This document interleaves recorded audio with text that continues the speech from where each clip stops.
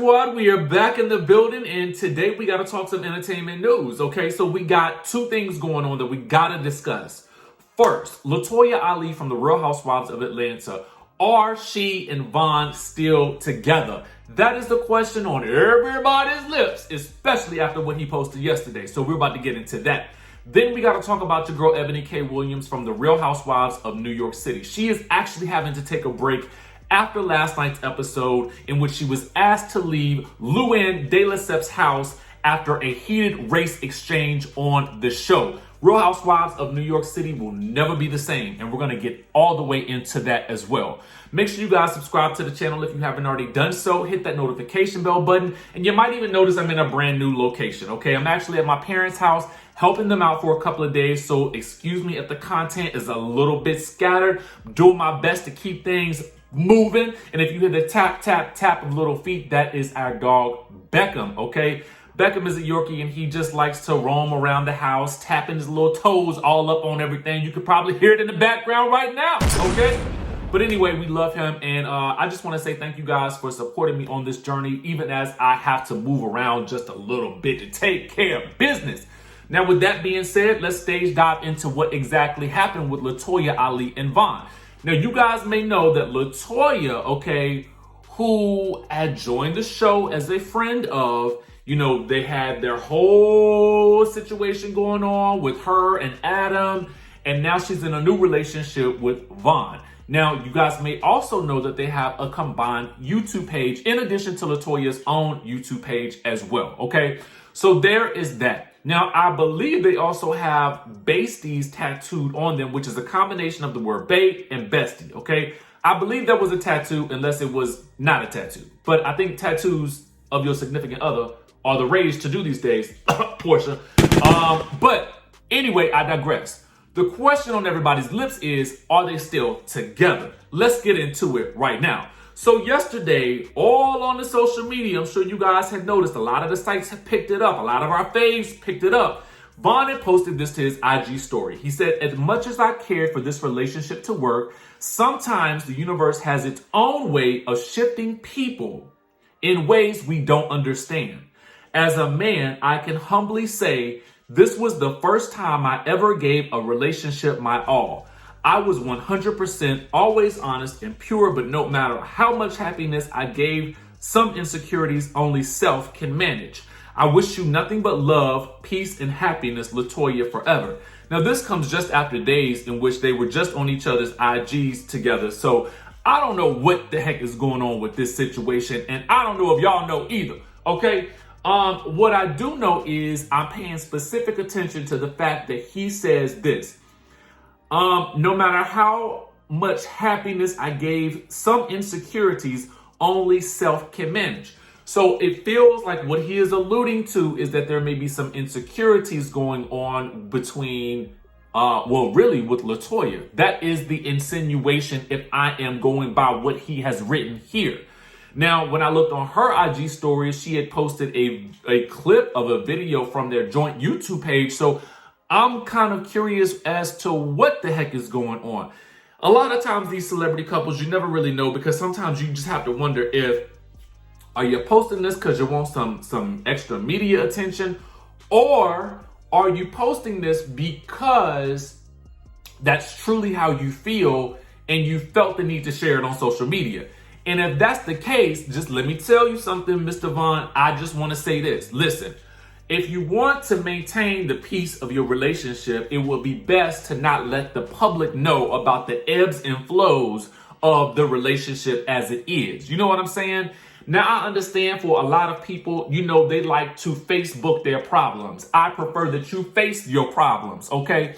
You ain't got to put everything online, especially any little bitty fight or argument that you guys have, until it's actually permanent. And we all know when a situation is permanent.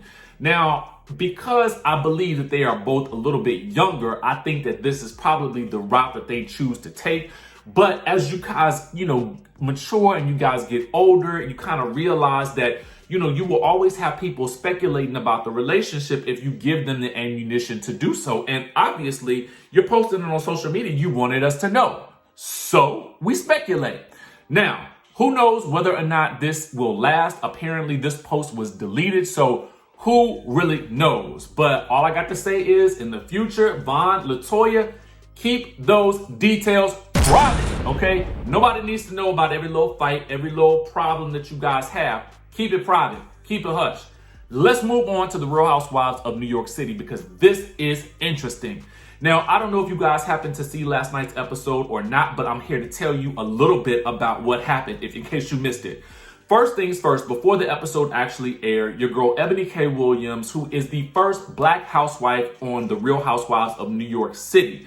Okay, so with that being said, prior to this episode actually airing, about an hour or so beforehand, she actually released an IG Live in which she told people that she was going to be taking a social media break for her own mental sanity betwixt this episode and the next one. So for about 2 weeks, she's going to be on a social media sabbatical, okay? Taking a break for her mental sanity.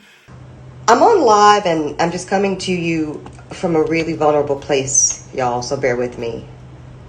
I want to let you know that tonight, after tonight's episode, I'm not going to be saying goodbye, but I'm going to be saying see you later by way of social media for about 2 weeks. Tonight's episode and next week's episode are really intense and really important. I really want to stress that they're really important episodes, y'all. And I want you to lean into them, and I want you to watch them. And I want some of y'all to watch them multiple times. I think tonight will be the 4th time I'm seeing tonight's episode. So yeah, do that. Lean into tonight and next week's episode in particular. That is because she understands that because of the tone and the topics of the subjects that were going to be discussed in the episode, that she wanted to just protect her mental state because they're heavy topics. And of course, it is about race, okay? So let me give you guys the rundown of exactly what occurred and what led to her being kicked out of Luann's home, okay, down to the Hamptons. First things first, it started off with a breakfast at Tiffany's sort of dinner party, in which really the topic of conversation was the overt topic of, intimacy and how some people express themselves when they talk so openly about sex, okay? So there was that. And specifically, it was an argument between Leah and Ramona. Now, Ramona leans conservative, at least on the surface, okay? But Leah is a little bit more open with her sexuality, okay? That bothers Ramona. The next day, this argument spills over into a luncheon at Luann's house, where she also had a painting exercise where there was a nude man and the rest of the ladies had to paint, okay? That continued over into the brunch. Now, during this brunch or lunch or whatever you want to call it, the subject came up again about how Leah speaks about her sexuality and how Ramona doesn't like it. So what happened is Leah had a whole, I don't want to call it a tantrum, but she blew up at the ladies, called everybody hoes, and then stomped off to the car. So Ebony, in trying to articulate a better way of communicating with the ladies, basically says, hey, I'm educated, right? And, for me, I can speak about sexuality in any way that I choose, and it doesn't make me any less educated. You understand what I'm saying? But for Luann was sort of conflating class and education with the reasons as to why you don't speak so freely about sexuality. So that whole conversation just spiraled out of control. What Ebony was trying to convey to Luann is this: I am a highly educated woman, probably more formal education than any of you guys here. And it doesn't change the fact that I can still have a very free conversation about sexuality, okay? And it doesn't make me any less than, because I too am very educated. Now for Luann, what she took that as was Ebony was calling her stupid or saying that she was less educated, when, to be quite honest with you, in terms of formal education, Ebony does have more formal education, okay? That does not make the rest of the ladies stupid. It did not make them any, less than anything.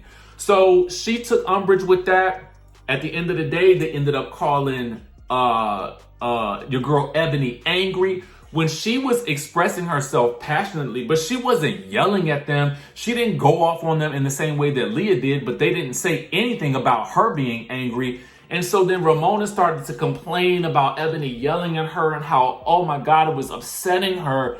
And so Ebony basically told her, girl, your white fragility is killing me, okay? Now, that was the moment. It was like, boom. I mean, ish hit the fan right there. And Luann basically asked Ebony to leave. Ebony was like, fine, I will leave your house. You will not censor me from talking about how I feel. Let me tell y'all something. It was an intense episode, and let me get down to the basics of why this conversation is important. Listen, as these Housewives shows, which are known for being, over the top, sometimes mildly irresponsible in terms of the way they talk to and about other people, as more of these shows begin to integrate other cultures, there is going to have to be a level of sensitivity that comes along with that. And so there is going to be a learning process. And for those people who are saying that Ebony is making this all about race, that is not necessarily the case. However, there does need to be a discussion about it when, you have situations like this arise. If you can lean into the topic of race, then you can quickly and easily understand the plight of someone else who does not look like you. Okay, case in point. When Garcelle had a conversation about race with Kyle sat there, listened, and apologized. Now, we as fans know Kyle is not a racist. But however, what she didn't know was, and she didn't understand, was Garcelle's perspective on the matter. And so now she has learned. It was a teachable moment, and they moved on in peace. So sometimes we got to be able to have these tough conversations in order to progress and move forward. And what you will see if you watch the entirety of Ebony's live, you will see that that was basically her stance as well. So with that being said, I will implore you to watch the episode. Try your hardest not to take sides if you can. And I'm echoing something that Ebony said in the video, because honestly and truly, I do believe that if we can get through these next couple of episodes, we will see that there is some learning and some understanding that does happen. But in the meantime, it's crazy. So you got to definitely watch this week's episode, watch it twice to really get an understanding of what was said and what was not said. And then tune in next week as well. And we'll have a follow-up discussion about this. Now, listen, if you guys have not subscribed to the channel, please do so. Hit that notification bell button. We're going to continue to have these topics of conversation, and we're going to continue to have a good time. I will catch you guys in the next video.